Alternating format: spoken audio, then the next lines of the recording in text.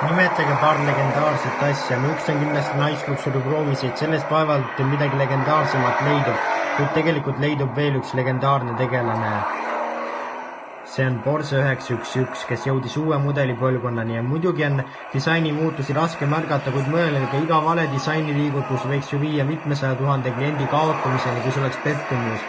Taga kaitseraud ümbritseb uue välimusega saanud sumbuti turusid, uue kujuga kapott on tal ja 4 punkti päevasõidutuled, mis kasutavad moodsat LED-tehnikat. Kaamerad ja andurid on integreeritud esikaitseraua sisse.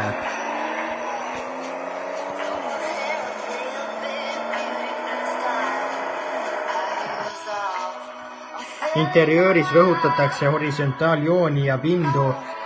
Juhi vaatevälja jääb analoog tahomeeter ja 2,7-tollise kõrge ekraaniga näidikublokk.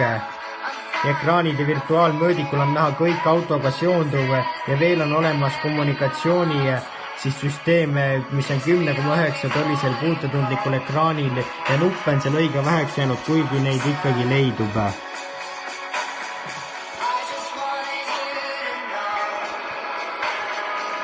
Tal on uue kujuga sportistmed ja koostoimes Porsche sõidustabilisaatoriga tagab nelikvedu alati sujuva veojõu jaotamise. Te võite mõelda, et tal on mingi ilmatu suur mootor, kuigi tegelikult ei olegi, tal on 3-liitrine mootor, 6-silindriline ja topelt turboga on see siis ja see arendab kokku 331 kilovatti ehk 450 hobujõudu ja 0-100 jõuab see 1, 2, 3, natuke peale ja ongi juba 100 ehk 3,4 sekundiga ainult, mõelge vaid. Ja tal on 8-käiguline topeltsiduriga automaatkäigukast ja 9 liitrit 100 on keskmine kütusekulu.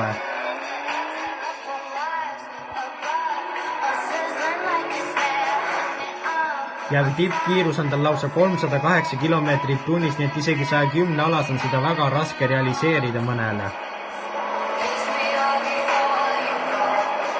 Ja muidugi hind, ma arvan, et kui te tahate osta Porsche 911, siis see hinnale te ei mõtle, kuigi hinda, ma ütlen ära, see on alates 120 480 eurot, et üsna palju, kuid tõesti, kui te olete selle auto fänn, siis teid see hind ei morjenda. Selline on Porsche 911. Meie kohtume juba järgmisel nädalal. Porsche 911 on väga uhke auto, temast ei pea pettuma mitte kunagi.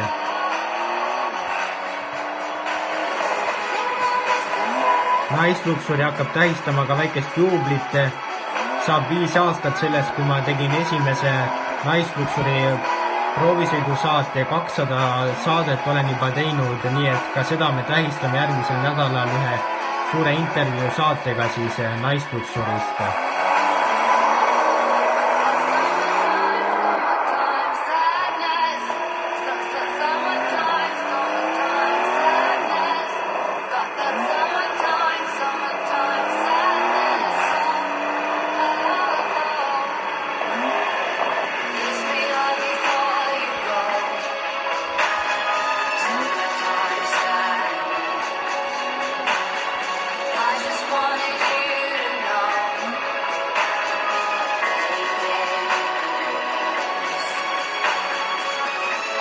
Kohtumiseni!